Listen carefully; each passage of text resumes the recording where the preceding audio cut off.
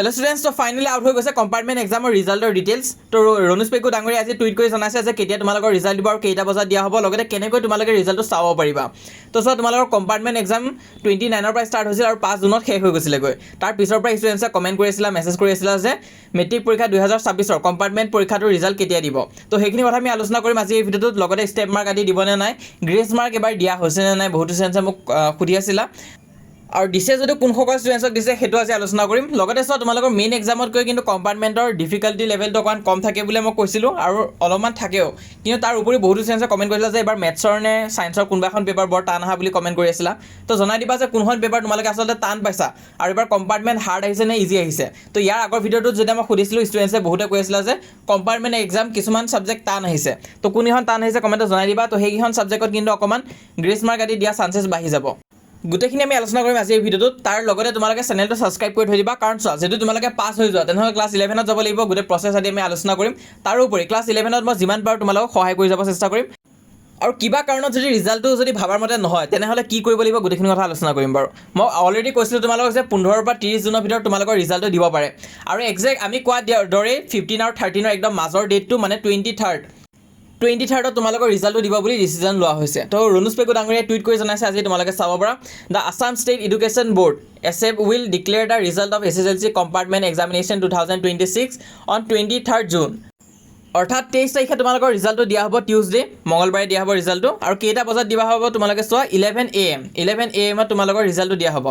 Candidate may access their result through the official SEB portal. এছএবৰ যোনটো portal হয় সেই পৰ্টেলটোতে তোমালোকে ৰিজাল্টটো চাব পাৰিবা। সেৱা বুলি চাৰ্চ কৰিবা, সেৱাৰ ৰিজাল্ট বুলি চাৰ্চ কৰিবা গুগলত, আৰু তাত গৈ তোমালোকে ৰিজাল্টটো চাব পাৰিবা। আৰু প্ৰচেছটো মেট্ৰিকৰ দৰে হ'ব। কি লগা হ'ব, তোমালোকৰ ৰেজিষ্ট্ৰেশ্যন নাম্বাৰটো লাগিব পাৰে আৰু ৰোল নাম্বাৰটো লাগিব পাৰে, সেইটোতে তোমালোকে ইনচাৰ্ট কৰি দিবা, তেতিয়া তোমালোকে ৰিজাল্টটো চাব পাৰিবা।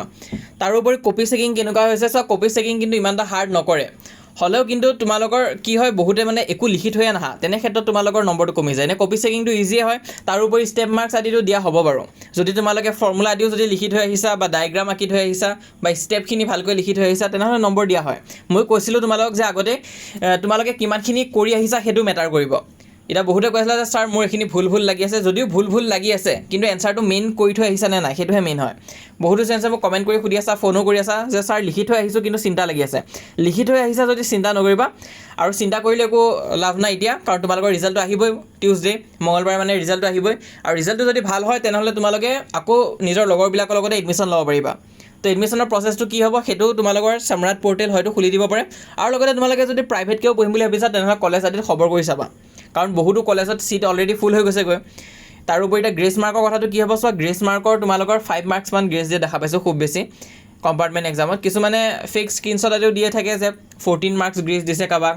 তো গ্ৰেছ মাৰ্কটো নিদিয়া নহয়, গ্ৰেছ মাৰ্ক দিব, কিন্তু এটা মাৰ্জিন এটা থাকে। ধৰি লোৱা তোমালোকে 3-4 নম্বৰৰ কাৰণে ফেইল হৈছা, 2-3 নম্বৰৰ কাৰণে ফেইল হৈছা, গ্ৰেছ মাৰ্ক দি দিব, কিন্তু মাৰ্জিনটো ডাঙৰ থাকে। যদি বোলে 15 নম্বৰ লাগে পাছ হ'বৰ কাৰণে, 10 নম্বৰ লাগে পাছ হ'বৰ কাৰণে, তেতিয়া বস্তুটো ৰিস্কি হৈ যায় আৰু নিদিব তেতিয়া।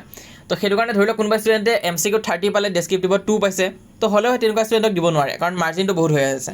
কিন্তু তাৰে জেগাত যদি কোনোবা ষ্টুডেণ্টে MCQ 15 পাইছে, ডেছক্ৰিপটিভত 11 পাইছে, 3 নম্বৰ লাগে পাছ হ'বৰ কাৰণে দি দিব 3 নম্বৰ। তো তেনেকুৱাকৈ বস্তুখিনি চোৱা হয়। আৰু গ্ৰেছ মাৰ্কৰ ওপৰত ডিপেণ্ড হ'লেও কম নহ'ব, কাৰণ চোৱা তোমালোকে এতিয়া এক্সামখিনি দি অলৰেডি গম পাইছা আজিকালি কিমান পেটাৰ্ণ চেঞ্জ হৈছে। তো সেইটো কাৰণে নিজকো সাজু কৰিব লাগিব। এতিয়া বহুতো ষ্টুডেণ্টছে পাছ হৈ যাব, সিহঁতে এতিয়া নিজৰ লগৰবিলাকৰ লগত এডমিশ্যন ল'ব পাৰিব, আৰু বহুতো ষ্টুডেণ্টছে ফেইলো হৈ যাব। কিন্তু তাৰ এতিয়া দুখ কৰি লাভ নাই, কাৰণ চোৱা আকৌ 7-8 মাহমানৰ পিছত তোমালোকৰ আকৌ মেট্ৰিক পৰীক্ষা হ'বই। তো সেইটো কাৰণে পঢ়াতহে লাগিবা, তোমালোকে বেছি চিন্তা কৰি নাথাকিবা। যদিও তোমালোকে পাছ হৈ যোৱা তেনেহ'লে 11ৰ প্ৰিপেৰেশ্যন ষ্টাৰ্ট কৰি দিব। যদি কোনোবা ষ্টুডেণ্টে কিবা কাৰণত ফেইল হৈ যোৱা, বেছি চিন্তা কৰিব নালাগে। এবছৰ নহয়, অকল 7 মাহ এটা ভালকৈ তোমালোকে ইনভেষ্ট কৰি দিয়া নিজৰ ওপৰত, ভালকৈ পঢ়া, ৰিজাল্টটো তোমালোকৰ অট'মেটিকলি ভাল হৈ যাব। তাৰোপৰি হোৱাটছএপত জইন কৰি থৈ দিবা, যেতিয়া তোমালোকৰ ৰিজাল্ট আদি দিব লিংক আদি আমি শ্বেয়াৰ কৰি দিম, কেনেকৈ চাব লাগিব, কি কৰিব লাগিব। এইটো হৈছে আমাৰ হোৱাটছএপ চেনেল, চাৰ্চ কৰিবা তোমালোকে হোৱাটছএপত, বা নহ'লে মই লিংকটো পিন কমেণ্টত দি থৈ দিছোঁ, ডেছক্ৰিপশ্যনত দি থৈ দিছোঁ, তোমালোকে ক্লিক কৰিবা, পেজটো অ'পেন হ'ব, পেজটো ফ'ল' কৰি ৰাখিবা, আমাৰ এই চেনেলটো ছাবস্ক্ৰাইব কৰি ৰাখিবা। মই যিমান পাৰোঁ তোমালোকক ইনফৰ্মেশ্যনখিনি দি যাম আৰু হেল্প কৰি যাম।